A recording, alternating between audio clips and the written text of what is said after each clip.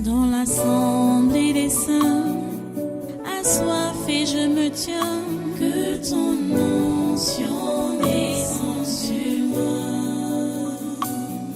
Conscient que mon destin est dans le creux de ta main, que ton onction descende sur moi. Je suis disposé, assoiffé, que ton onction descende sur moi. Je suis disposé, assoiffé,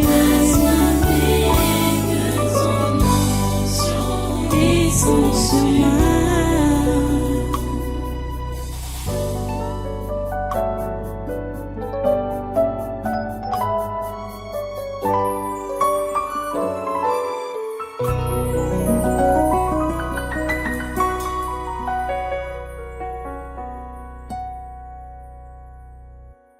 Alléluia. Merci Dieu, toi, Saint. Merci pour ta présence en ce lieu. Merci Seigneur pour ton soutien.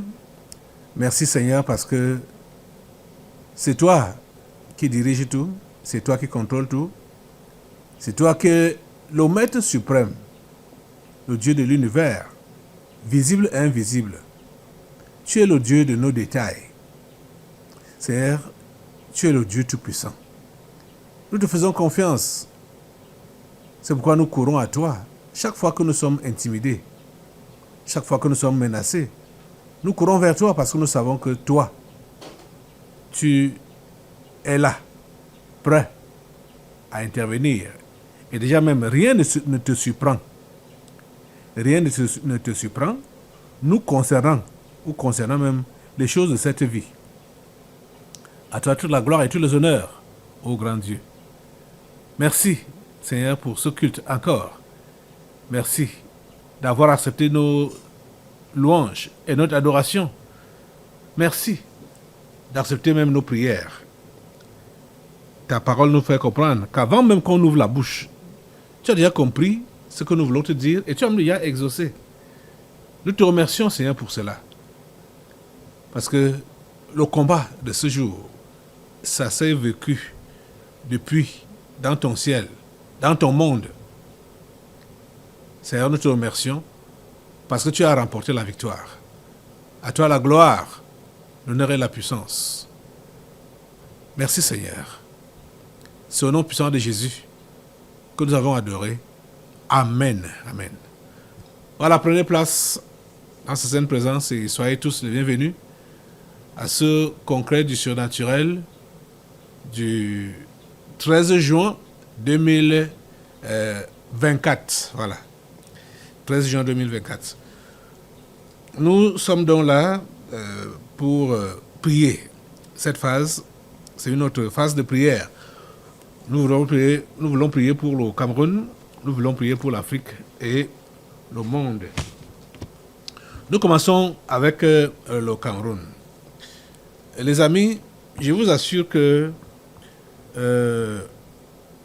les sujets de prière qui sont contenus dans ce livre intitulé « Le Cameroun, terre promise, visé par l'ennemi pour donner naissance au nouveau monde ou nouvel ordre mondial ». Ces sujets de prière doivent être adressés à Dieu avec sérieux pour que Dieu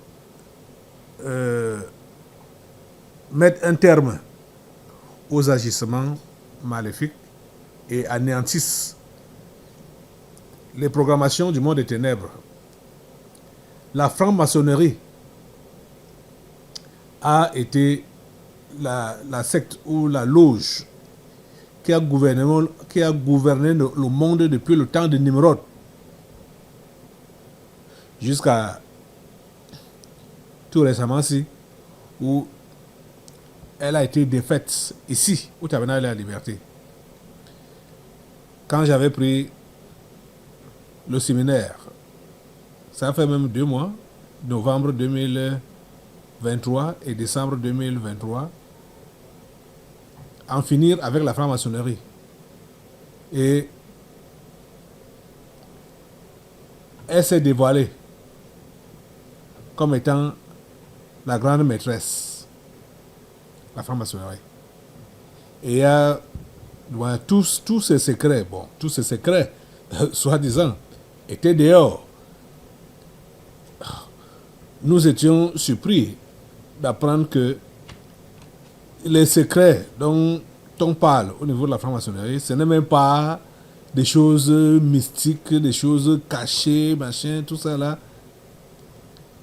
C'est juste que la franc-maçonnerie couvre la vérité aux humains, cache la vérité aux humains. Parce que les humains qui sont faits à l'image de Dieu sont gardés par Dieu, protégés par lui et entourés de ses anges, les humains qui sont faits à l'image de Dieu. C'est ça que la Bible nous fait comprendre. Donc, ils n'ont rien à réclamer davantage, contrairement à ce que donc la franc-maçonnerie dit ou essaye de faire comprendre qu'il y a des choses secrètes qu'il faut connaître, qu'il faut... Le secret, c'est seulement que quand Christ est en toi, en tant qu'humain, tu as reçu Christ comme ton Seigneur et Sauveur personnel, tu es devenu surnaturel. C'est là, c'est le secret. Et ils n'ont pas ce surnaturel-là en eux. Parce qu'ils n'ont pas Jésus en eux. Ils sont les ennemis de Jésus, des opposants, des combattants. Ils combattent contre Jésus. Donc, mais toi, humain, naturel, qui a cru en Jésus, tu es plus puissant que ce maçon-là, ce franc-maçon-là, qui est dans soit la 33e loge ou le 33e degré, machin, tout ça là. C'est rien. C'est rien devant toi quand Jésus est dans ton cœur. En tant que sauveur personnel de ta vie, tu le connais personnellement. Tout dernièrement, je vous encourage à avoir une relation personnelle avec votre Père Céleste. C'est très important. C'est quand vous ignorez ça que vous allez accepter les mensonges de Satan. Les mensonges de Satan qui vous disent que vous n'avez rien, vous n'êtes rien, vous êtes vulnérable. Les amis, nous devons prier. Je vous encourage encore, celui qui n'a pas encore ce livre, si tu ne l'as pas encore jusqu'à présent, c'est que tu es vraiment l'un des ennemis de cette église. La devise empirique 2024. Si tu ne l'as pas encore personnellement, ça veut dire que tu es l'un des ennemis de cette église. Parce que je sais que les ennemis, nos ennemis, les ennemis de cette église, ça commence même à l'intérieur. Ce n'est pas seulement ceux qui sont dehors là, c'est d'abord ceux de l'intérieur. Ce sont ceux de l'intérieur qui peuvent ouvrir la brèche pour ceux de l'extérieur d'entrer. Mais pour vous autres, j'avais dit ça à Dieu, que j'ai fait une alliance avec Dieu, que ceux qui sont à côté de moi là, à l'intérieur, l'ennemi ne puisse pas trouver l'occasion de travailler avec eux pour déranger l'église. Donc si tu es là, à l'intérieur,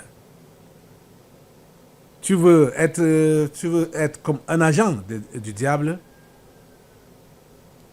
il faut comprendre que tu as décidé de ton élimination. Toi-même, tu as décidé de ton élimination. Parce que les histoires de Judas. Ça ne passe pas ici. Ça ne passe pas ici. Vous savez que Jésus connaissait Judas, non? Il savait qui était Judas. Et ceux qui peuvent avoir l'esprit de Judas, s'infiltrant ici, là, vous êtes connus. Vous êtes connus. Même si on ne vous dénigre pas, tout ça, et vous êtes content que, ah voilà, on ne m'a pas vu, machin, tout ça. C'est le temps de Dieu qui compte. C'est Dieu qui fait comme il veut. Ne soyez pas l'ennemi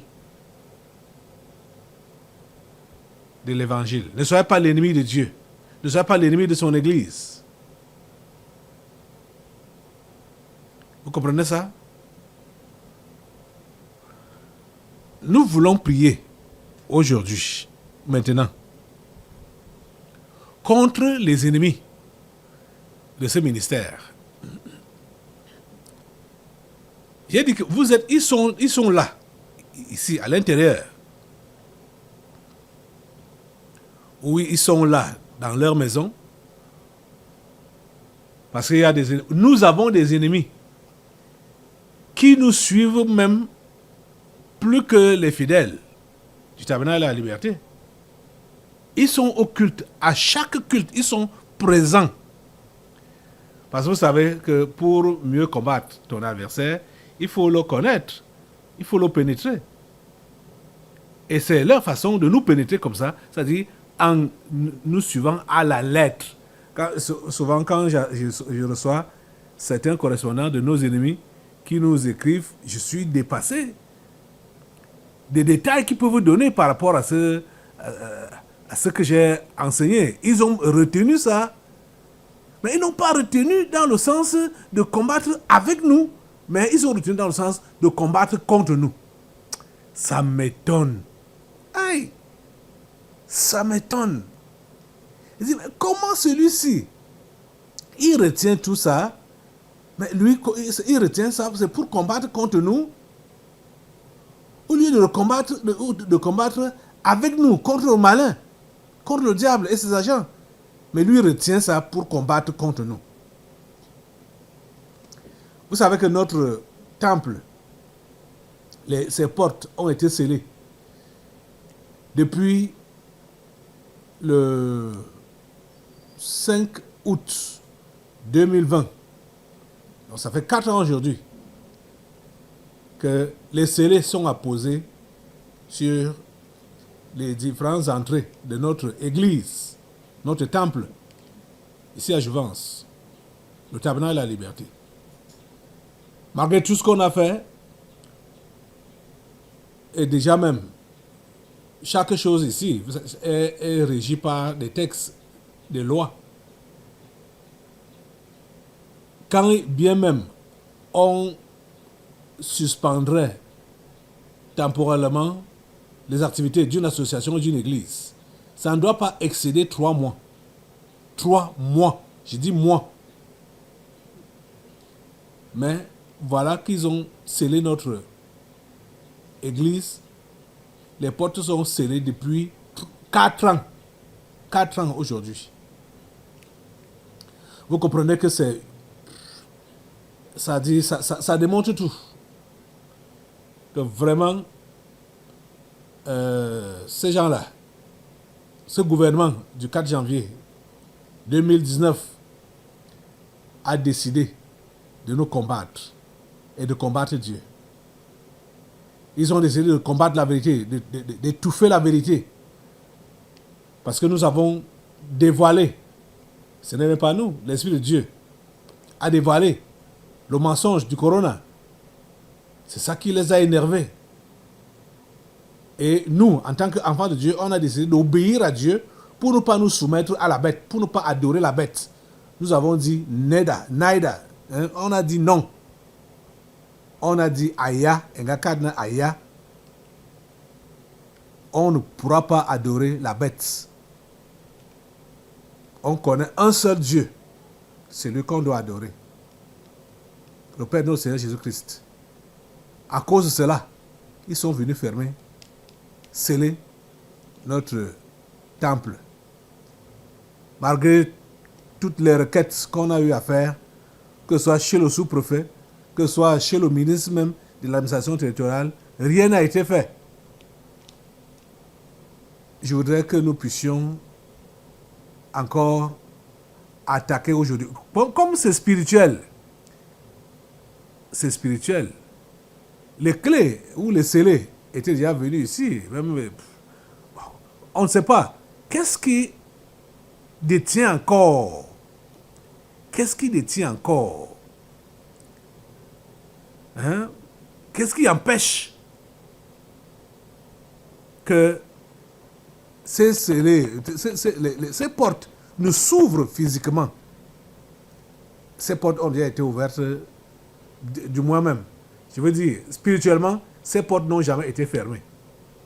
Puisque depuis 4 ans, les portes du tabernacle sont ouvertes et les cultes se déroulent normalement. Même comme c'est dans bon, humainement parlant, c'est dans des situations pas confortables. Quand on est en saison de pluie, on est sous la pluie, saison sèche, la chaleur, hein, et tout ça là. Donc, les circonstances physiques ne sont pas agréables, mais le travail que Dieu nous a confié continue à fonctionner normalement. Mais nous savons que nous avons des gens ici, au tabernacle, qui aimeraient que ça demeure comme ça. C'est-à-dire que nous continuons à souffrir momentanément. Hein, que ces portes, tous les sorciers, vous savez que tous les sorciers qui entourent l'église du tabernacle de la liberté ne veulent pas voir les portes de ce temple réouvertes. Ils ne veulent pas. Donc, rendez-vous compte qu'on a donc des gens à l'intérieur ici qui ont le même désir, ne veulent pas voir les portes du tabernacle de la liberté ouvertes. Tout le gouvernement, ça c'était la décision du gouvernement. Ils ont donc montré ça physiquement. Ils ont même tout fait pour m'enfermer également physiquement, me mettre en prison physiquement. Ils m'ont porté plainte à plusieurs reprises. Ils m'ont porté plainte par personne interposée à plusieurs reprises depuis 2013. Je suis de tribunaux en tribunaux. Depuis 2013. Et comme ils ont épuisé les cartes de l'intermédiaire parce qu'ils passaient par personne interposée, ils sont venus même eux-mêmes, physiquement, en face. Le dernier procès qui s'est passé en mai dernier, c'était en mai dernier, oui. Et ils m'ont donc porté plainte. C'était d'abord, oui, ça a commencé l'année passée, ça a été tranché en mai dernier. M'ont porté plainte. En clair, le gouvernement camerounais, le gouvernement du 4 janvier 2019, donc il voulait me mettre en prison. Il voulait m'effacer. Donc c'est pour cela que l'acharnement pour la fermeture de l'église demeure. Il veut que l'église là reste fermée. Ils n'ont pas pu fermer ma bouche. Ils m'ont intimidé de toutes les manières. Je n'ai pas cédé par la grâce de Dieu. Et je ne suis même pas prêt à céder. Maintenant, toi qui es de mon côté, en espérant que tu es de mon côté, j'aimerais que tu te mettes sur tes pieds maintenant là et que tu combattes avec moi contre les ennemis de ce ministère. combat avec moi contre les ennemis. Je vous dis, ils ont pour sous-bassement, le monde des ténèbres, pour sous-bassement, c'est la franc-maçonnerie. Donc, avec son système de domination. Donc, comme on n'a pas voulu nous soumettre à sa façon de faire, donc comme ils dominent tous les domaines, ils ont donc décidé de nous nuire. Lève-toi, assemblée. Tout cela, quand on dit assemblée, je parle de celui qui est de cœur avec moi, ou de celle-là qui est de cœur avec moi. Celui qui est mon ennemi, tu es là présent. Tu fais semblant de prier. Il faut comprendre que ça rentre contre toi-même. Ça rentre contre toi-même. Parce que tous nos ennemis doivent mordre la poussière. Au nom de Jésus. Assemblée, apprête ton feu pour maintenant le balancer sur tous les ennemis du tabernacle de la liberté, sur tous les ennemis du Caleb Guatemala, sur tout ce qui tourne autour de ces scellés. C'est où? C'est où? C'est caché où? Ils ont scellé ça où? Ils ont enfermé ça où? C'est caché où? Mettez le feu sur ça. Mettez le feu sur ça, mettez le feu sur ça, mettez le feu sur ça. Au nom de Jésus. Mettez le feu sur ça au nom puissant de Jésus. Que ce scellé soit calciné. C'est spirituel. Les amis, c'est spirituel. Que ce scellé soit cassé, que ce scellé soit brisé. Au nom de Jésus, mettez le feu sur ça, mettez le feu sur ça, mettez le feu sur ça, mettez le feu sur ça. Au nom puissant de Jésus. Le feu sur ce scellé. Le feu sur ce scellé, le feu sur ce scellé. Le feu sur ce scellé au nom puissant de Jésus. Les amis, ce n'est pas une histoire naturelle. Ouais, si c'était naturel, l'administration est là. Et l'administration a des règles. Il y a des textes.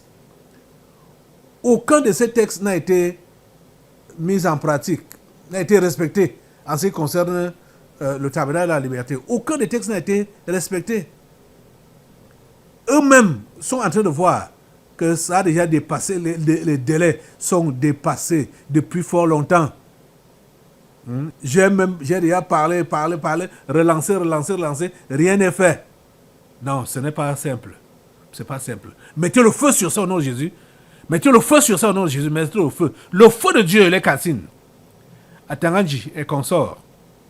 C'est lui, le ministre de l'administration territoriale, qui a envoyé le sous-préfet de Yaoundé 3e, qui a appelé les gendarmes de Biémassi de venir apposer les scellés sur ce temple. Mettez le feu sur eux, mettez le feu sur eux, mettez le feu sur eux, mettez le feu, mettez le feu sur les origines de ces scellés, le feu sur les origines de ces scellés, le feu sur la continuité, le feu de Dieu, le feu de Dieu calcine, le feu de Dieu calcine tout le cheminement et tout ce qui sont derrière ce blocage, ce blocus. Le feu de Dieu calcine tout ce qui sont derrière ce blocus. Le feu de Dieu, le feu de Dieu, le feu de Dieu, le feu de Dieu les calcine au nom puissant de Jésus. Oh Dieu, merci pour ton feu. Merci pour ton feu qui calcine, qui déblaye et qui force l'ouverture de ce temple. À toi toute la gloire. À toi tout les honneurs. Assemblée, tu vas rester debout. Nous allons continuer à combattre. On va combattre maintenant spécifiquement le gouvernement du 4 janvier 2019. Parce que ce gouvernement fait mal à la nation entière. Dimanche passé, on a traité d'un cas spécifique, le cas de Ferdinand Ngongo. Celui-là qui est, pour lui, c'est lui le président en fonction. Pour Ferdinand Ngongo. C'est lui le président en fonction. Et tous ses collègues le soutiennent. Ils sont tous derrière lui. Il n'y a aucun ministre qui ne soutient Ferdinand Ngongo.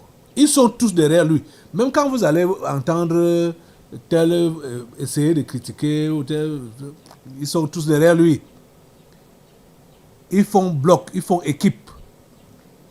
Et ils font équipe contre le chef de l'État, le président Paul Biya. Les amis, je sais que dimanche passé, il a été terrassé. C'est vrai. Mais aujourd'hui, comme il ne cesse de se renouveler, de se refaire, ou d'essayer de se ressourcer, nous allons revenir. Nous sommes en train de revenir maintenant même à attaquer attaquer de nouveau les nouveaux renforts ou les nouveaux ressourcements de Ferdinand Ngongo et peut-être donc les reliquats ou les réchappés. C'est pas ce qui peut encore être comme puissance maléfique derrière Ferdinand Ngongo et derrière ce gouvernement du 4 janvier 2019. Ce gouvernement doit tomber. Je dis ce gouvernement doit tomber. Eux tous doivent tomber. À partir du Premier ministre et tous ces ministres-là, ils doivent tomber. Oh mon Dieu, mon frère, ma soeur, mettons-les à terre, renversons-les. Renversons ce gouvernement du 4 janvier 2019 au nom de Jésus. Depuis, ils ne veulent pas qu'il y ait remaniement ministériel. Ils ont fait des pratiques, ils font des pratiques, ils font des invocations. Ferdinand Ngongo fait des invocations, eux tous font des invocations. Ils sont tous dans les pratiques maléfiques. Ils sont tous dedans. Ils sont tous en train de faire des invocations pour que rien n'est fait, qu'ils restent là au pouvoir. Les amis, renversons ce gouvernement du 4 janvier 2019. Renversons cela. Avec le feu du Saint-Esprit, renversons-les. Renversons.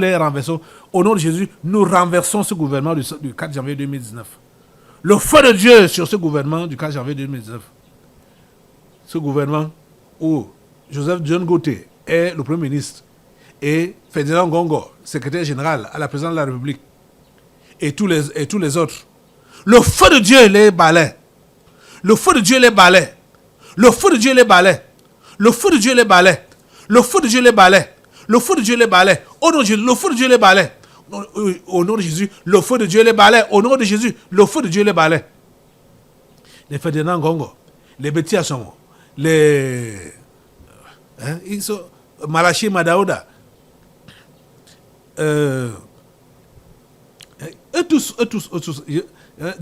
Joseph John Gauthier, tous ces ministres-là, le ministre de Nganou Djomessi, Travaux publics, voilà, ce qui dérange, ils sont tous ensemble, les Madeleine Chuente, au nom de Jésus, balayez-les par le feu, balayez-les par le feu, balayez-les par le feu, balayez-les par le feu, au nom de Jésus, balayez-moi, l'autre là, le secrétaire général à la présidence de la République, balayez-le, au nom de Jésus. Il est balayé, Ferdinand Ngongo est balayé, il est balayé par le feu, balayé par le feu, balayé par le feu, balayé par le feu, balayez-le par le feu, au nom de Jésus, le feu de Jésus sur Ferdinand Ngongo. Il est balayé de ce gouvernement, il est balayé. Ce gouvernement est nettoyé par le feu du Saint-Esprit. C'est merci de mettre des gens de ton choix.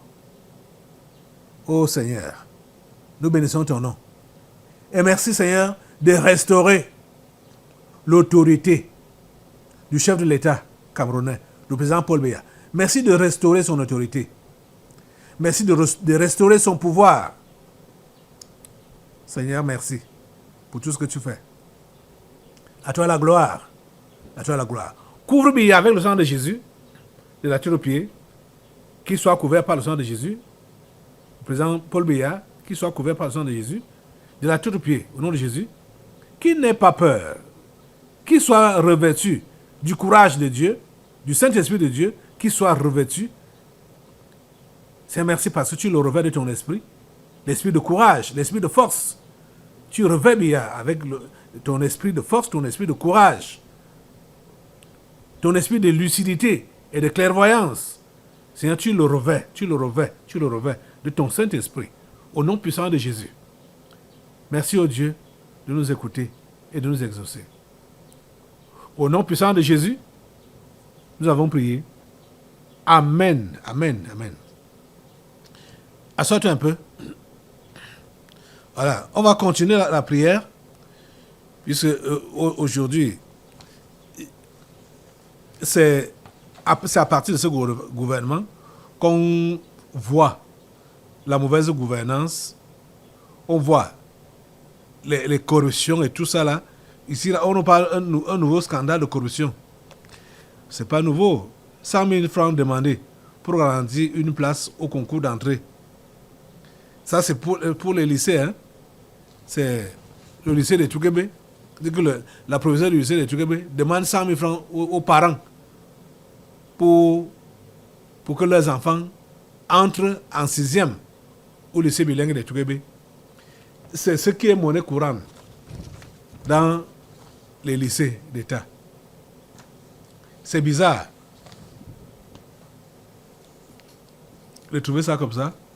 À notre époque, on entrait au lycée par concours. Et les meilleurs étaient même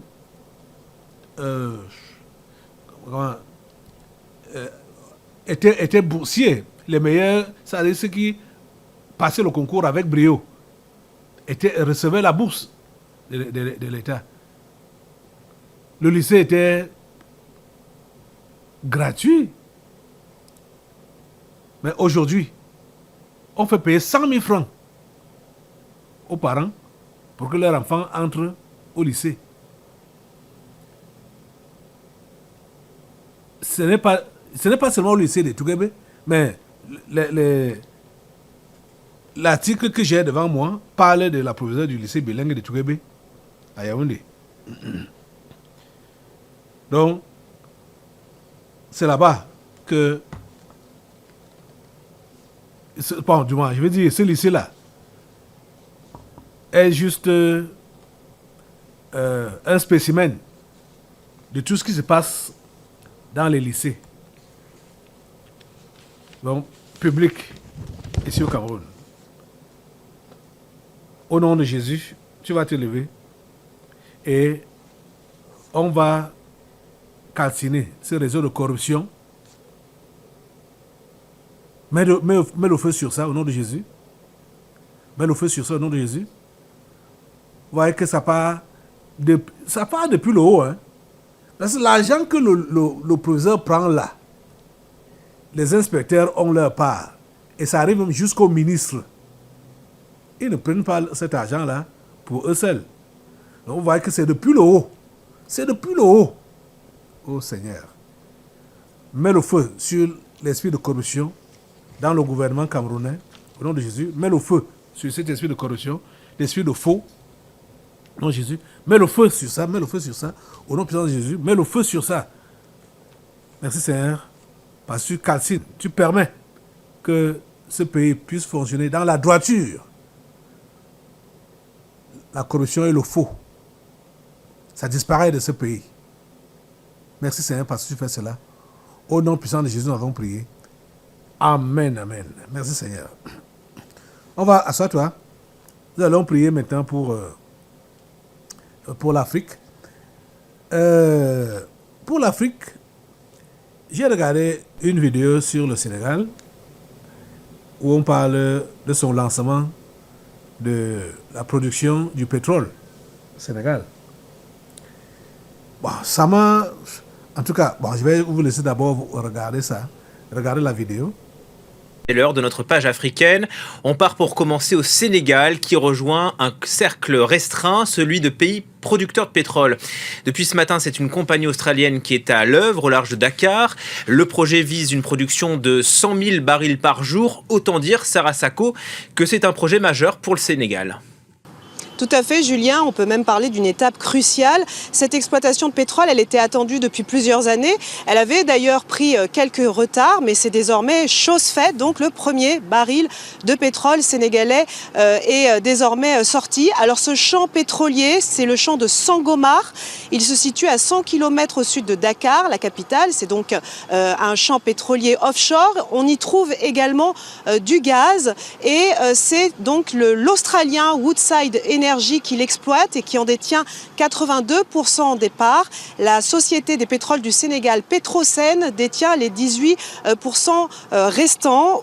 Coût estimé de cette phase 1 de développement, 5 milliards de dollars. Et j'ajoute qu'un autre grand projet est dans les tuyaux.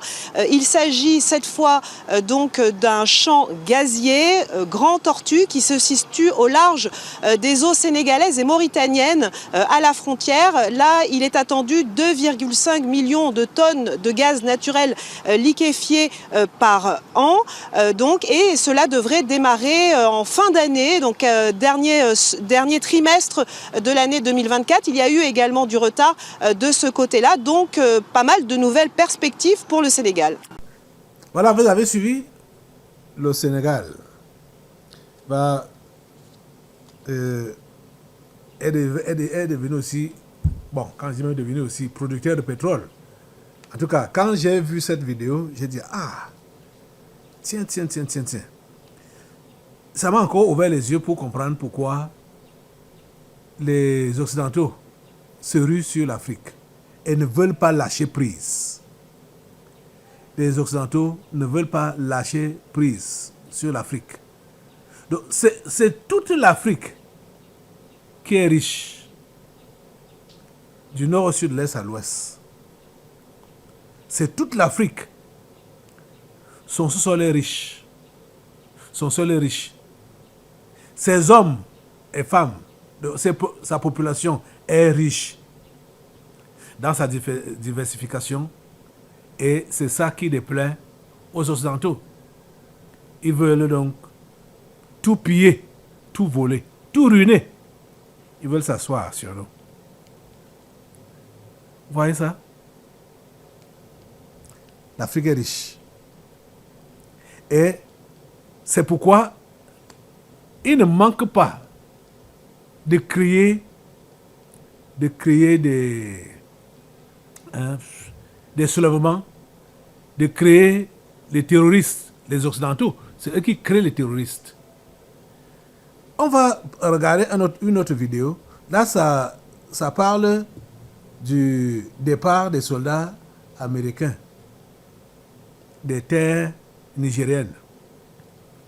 Quand j'ai également vu l'autre vidéo, là, il dit, mais au fait, ces gens, les Français étaient là-bas, installés au Niger, depuis des années. Les Américains, je dirais même l'Union européenne, beaucoup de pays, même les Allemands étaient là-bas, au Niger, comme au Mali. Et vous allez entendre, vous allez entendre comment on parle des drones. Le coût des drones que ces gens-là ont dit qu'ils ont déployé les drones là-bas au Niger pour la surveillance des groupes djihadistes, 100 millions de dollars. 100 millions de dollars. Mais ils ont mis autant d'argent. Ils ont mis autant d'éléments. Mais pourquoi est-ce que les terroristes ne sont pas finis? C'est parce que c'est eux-mêmes qui créent ces terroristes-là. Regardez la vidéo aussi. Au Niger, les soldats américains ont commencé à se retirer des bases d'Agadez, de Walam et de Difa. Ils sont plus d'1 millier à rejoindre la base d'escadrille de l'aéroport international de Niamey pour un retour aux États-Unis suite à la signature de l'accord de retrait entre les deux pays le 19 mai dernier. More than 269 U.S. personnel Sur les 946 membres du personnel américain, plus de 269 et plusieurs tonnes de matériel ont quitté le Niger. Ainsi, ce vol du 7 juin du 7-17 Globemaster 3 de l'armée de l'air américaine depuis la base aérienne 101 de Niamey marque le début d'une série de rapatriements du personnel et du matériel, conformément à l'accord du 19 mai 2024. Face aux exigences de Niamey, Washington a accepté à la mi-avril de retirer du pays ses soldats déployés dans le cadre de la lutte anti-djihadiste. Sur le sol nigérien, les États-Unis disposent d'une importante base de drones près d'Agadez, construite pour 100 millions de dollars. Le ministère de la Défense nationale du Niger et le département américain de la Défense reconnaissent les sacrifices conjoints consentis par les forces des deux pays dans la lutte contre le terrorisme. Ils se félicitent mutuellement des efforts déployés dans le cadre du renforcement des capacités des forces armées nigériennes et expriment leur engagement commun à poursuivre la coopération dans des domaines d'intérêt commun. Ce départ s'ajoute à celui de l'armée française. Les États-Unis avaient espéré un temps pouvoir rester au Niger, mais les relations se sont dégradées en mars, après la visite d'une délégation américaine. Oh Seigneur, notre continent, notre beau continent, c'est un continent riche, les amis. L'Afrique, c'est un continent riche. Et les Blancs sont là pour l'opier. Ils pillent notre continent. Ils pillent nos richesses. Ils sont en train de piller. Ils pillent nos richesses. Et ils prétendent que ce sont les djihadistes, les terroristes, les groupes séparatistes, rebelles, machin, tout ça là. Ces mercenaires, c'est eux-mêmes qui les fabriquent et qui les positionnent là-bas. Vous voyez? Regardez, vous avez vu tout l'arsenal que les Américains avaient donc là-bas au Niger. Pourquoi ils n'ont pas mis un terme à l'expansion djihadiste? Pourquoi ils n'ont pas mis un terme à cela? Et les Français étaient aussi là-bas, avec leurs armées par milliers, hein, des équipements sophistiqués et tout ça. Mais pourquoi ils n'ont pas mis un terme au mouvement djihadiste? On comprend juste que ils ne sont pas là pour protéger. S'ils ont même décidé de partir, bon, en espérant que c'est vraiment le vrai départ, si c'est pas par derrière, ils vont pas rentrer pour toujours continuer à exploiter les minéraux du Niger. Assemblée, on va juste se lever pour remettre l'Afrique entre les mains de Dieu. Et peut-être même, il faut que je vous montre d'abord toutes les vidéos qui concernent l'Afrique. Asseyez-vous d'abord. Vous allez encore regarder cette vidéo qui concerne le Niger et le Bénin. Les tensions qu'il y a toujours là, c'est toujours les Occidentaux qui sont à l'origine. Et vous savez que comme le président béninois est d'en bas, et les collaborateurs de ces anges déchus occidentaux, il est donc là pour les aider. Et ils étaient là avec Bazoum. Bazoum était aussi d'en bas. Bazoum, Niger. Talon, Bénin. Vous voyez, ils sont là pour déranger les humains. C'est pourquoi, quand bien même, on va dire que la tension a baissé, c'est tombé, et encore un soubresaut, ça recommence. Qu'est-ce qu'ils veulent? Ils veulent juste la déstabilisation des Africains. Ils veulent juste tuer les Africains, les simples. Regardez la vidéo là. Entre le Bénin et le Niger, la tension est montée d'un cran. Mercredi, les autorités béninoises ont mis aux arrêts sur leur sol 5 ressortissants nigériens. Ils sont accusés de s'être introduits au port béninois de Sémèque-Fodji sans décliner leur identité, selon la déclaration du procureur spécial auprès de la Cour de répression des infractions économiques et du terrorisme du Bénin. Samedi, la junte militaire nigérienne, par la voix de son premier ministre, a accusé le Bénin d'avoir kidnappé ses agents. Ali Mahaman Lamine Zeyn a indiqué que le Niger a l'intention de prendre toutes les mesures nécessaires afin d'obtenir leur libération. La tension est née de la volonté de la Chine de faire transiter le pétrole nigérien via le port du Bénin alors que le Niger refuse d'ouvrir sa frontière. Alléluia. Vous avez vu? Mais qu'est-ce qui se passe? Je l'ai déjà dit que ces deux pays ont des dirigeants qui sont des gens d'en bas. Bon, c'est vrai que celui du Niger qui a remplacé Bazoum maintenant là, c'est un humain. Mais il a hérité de Bazoum. C'est pourquoi les reliquats sont là, puisqu'ils sont là, ils ne cherchent pas le bien-être des humains, ils cherchent seulement la mort des humains. Hein? L'oppression des humains, étouffer les humains. Assemblée sur la télévision, on va prier pour toute l'Afrique, pour demander à Dieu d'intervenir en Afrique, parce que les Occidentaux veulent posséder ce continent. En entier, ils veulent posséder ce continent. Donc, ces histoires que vous entendez parler, Niger et Bénin, ils ont quel problème pour qu'il n'y ait pas qu'il n'y ait pas une circulation fluide des personnes et des biens entre les deux pays. Ils ont quel problème? Ils ont quel problème? Hein? Ils veulent quoi? Ils se disent quoi? En voyant même du point de vue droit international, tout ce que le Bénin fait là, c'est illégal. C'est illégal.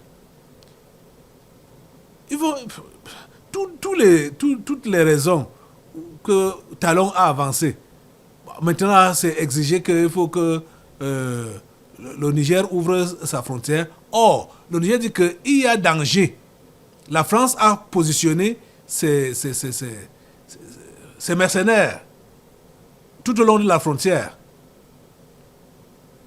Entre la frontière Niger-Bénin. Maintenant, là, le Bénin veut conditionner la vente du pétrole nigérien par l'ouverture de la frontière. Pourtant, les accords ont été faits depuis, avant que ces problèmes, le coup d'État n'arrive au Niger. Les accords avaient déjà été signés et c'est prévu comme ça depuis, du point de vue international, que tous les pays qui sont à l'intérieur du continent doivent avoir accès à la mer en passant par les pays côtiers. Donc, mais le Bénin est en train de bloquer ce passage-là. C'est pas normal. C'est pas normal. Tout ce que les Blancs veulent créer en Afrique là, donc esprit de trouble, versement de sang, désordre, au nom de Jésus, mettez le feu sur... lève-toi à l'assemblée, mets le feu sur ça. Mets le feu sur ça, mets le feu sur ça, au nom de Jésus, mets le feu sur ça, au nom de Jésus, mets le feu sur ça. Le feu de Dieu, le feu de Dieu, le feu de Dieu, le feu de Dieu calcine, au nom de Jésus, le feu de Dieu calcine, au nom puissant de Jésus. Et prions le Seigneur, demandons-lui qu'il accorde à l'Afrique de bien gérer ses ressources. Voilà le Sénégal qui entre dans l'exploitation de son pétrole. Que ça ne soit pas, que ce pétrole ne soit pas seulement volé, ramassé par les Occidentaux. Et partout en Afrique, oh Dieu, mets ta main sur ce continent. Sur tous les pays, mets ta main sur tous ces pays. Mets ta main sur tous ces pays. Mets ta main sur tout ce continent, Seigneur. et que ta bénédiction repose sur tous ces pays du continent noir, du nord au sud, de l'est à l'ouest, et que ton feu débusque et calcine tous les ennemis du continent au nom puissant de Jésus. Le feu de Dieu, le feu de Dieu, le feu de Dieu, le feu de Dieu, sur tous les ennemis du continent noir. Le feu de Dieu calcine tous les ennemis du continent noir au nom puissant de Jésus. Merci Père Saint pour ce que tu fais. À toi la gloire, l'honneur et la puissance. Alléluia. Alléluia. Au nom puissant de Jésus, nous avons prié. Amen. Amen. Voilà, tu vas rester debout et nous allons maintenant prendre la parole, du moins, oui, la Bible pour prendre la parole de ce jour. Bon, il y avait un dernier sujet là. Attends d'abord. Ça, c'est juste... bon, Emmanuel Macron a dissous l'Assemblée. Bon, ça a même quel impact. Ils font leurs choses. C'est le théâtre que ces gens-là sont en train de faire. Donc, pour montrer aux Africains que leurs institutions marchent bien, hein, les choses marchent bien, ils peuvent dissoudre, convoquer les élections à souhait, machin, tout ça là, hein, tout ça. Que ce soit la gauche ou la droite en France, comme en Angleterre ou aux États-Unis, c'est la même chose. Il n'y a rien de nouveau là. La gouvernance, la bonne gouvernance, on ne peut pas avoir pour modèle les Européens, les Occidentaux. On ne peut pas avoir pour modèle les Occidentaux en parlant de gouvernance. On ne peut pas. On parle de démocratie, machin. Tout ça là, c'est du bluff. Hein? Ma prière, quand je vais vous montrer cette vidéo, c'est qu'il ne faut pas que cela... ça ne doit pas déranger les Noirs. C'est-à-dire ce qu'ils voient là, il ne faut pas qu'ils soient perturbés par ça. Il faut rester placide, calme. Hein? Et ce que nous devons demander à Dieu, c'est une gouvernance divine. Ce n'est pas une gouvernance telle que la démocratie, hein, machin, tout ça là. Ce n'est pas de Dieu, toutes ces choses-là. Hein? Regardez ce qui s'est passé en France.